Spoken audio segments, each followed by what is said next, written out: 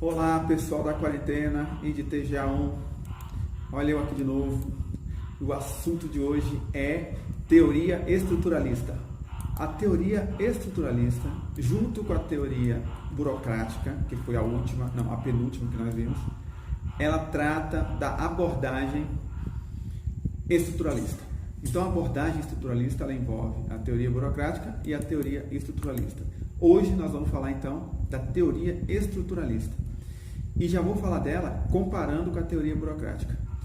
A teoria burocrática, ela focava muito na estrutura, né? Quem comanda quem, com quem que eu posso falar diretamente. Então ela criava regras para tudo. Cada movimento era pensado na estrutura, ela tinha uma ênfase na eficiência e no processo, né? Então ela não focava muito o resultado, porque ela acreditava que o resultado era uma consequência de um bom processo,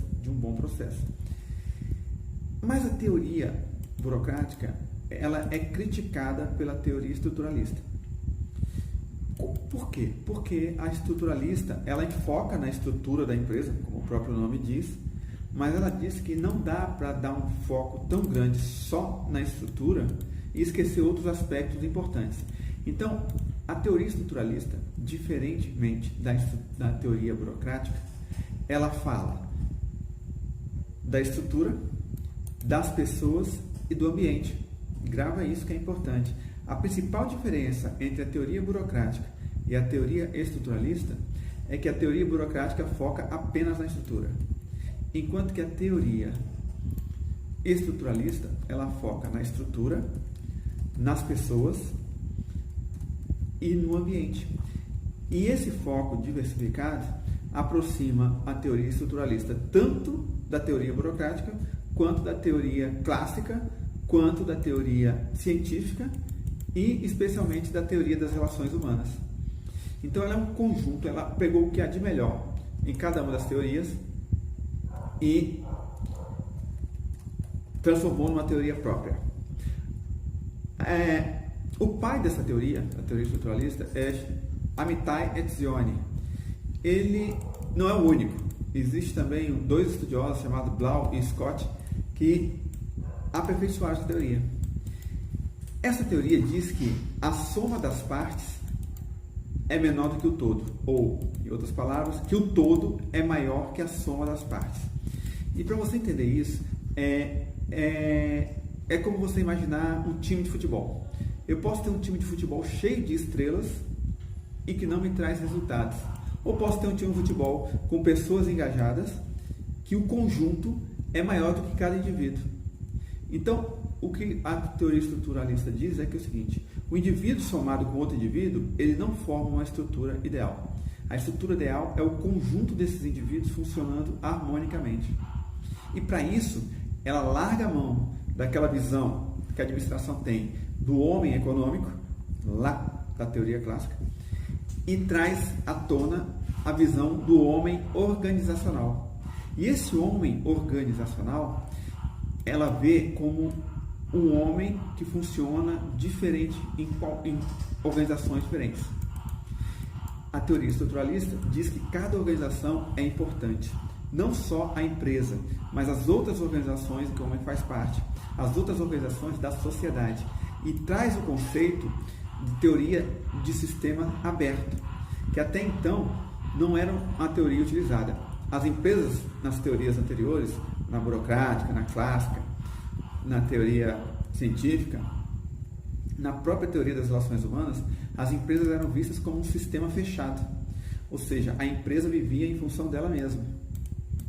Na teoria estruturalista surge a ideia, o conceito e a visão de que a empresa é um sistema aberto, que significa o seguinte, que ela tem que se relacionar com a sociedade, que as coisas que a empresa faz e as consequências do que a sociedade faz, elas refletem na empresa, assim como o que a empresa faz reflete na sociedade.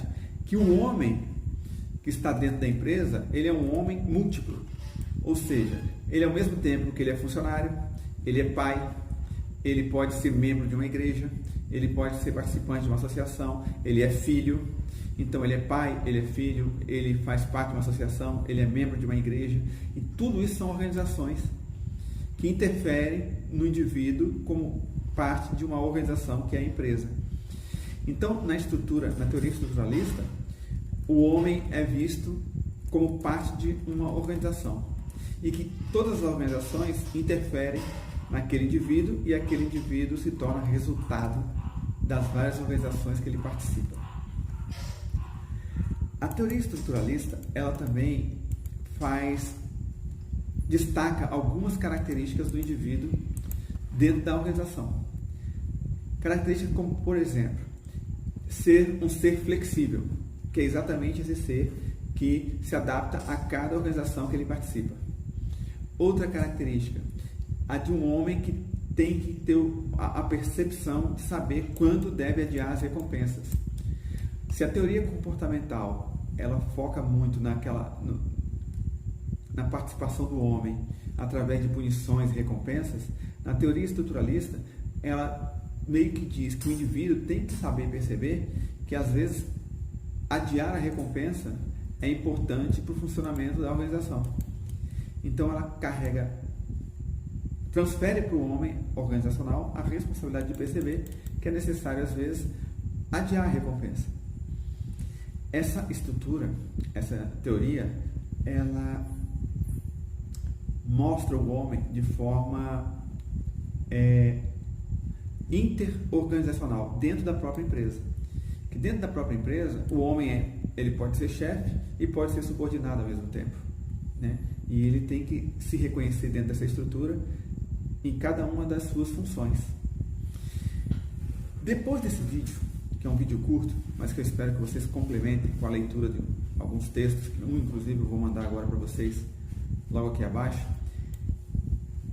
Depois dessa leitura do texto e desse vídeo, eu gostaria que vocês respondessem a 3 perguntas que eu vou colocar agora no final do vídeo. Essas 3 perguntas, então, são a nossa atividade da semana, é individual, e vocês me mandem as respostas até a próxima segunda-feira. Foi um grande prazer estar aqui com vocês novamente, e qualquer dúvida é só chamar lá no privado do WhatsApp. Grande abraço e até a próxima.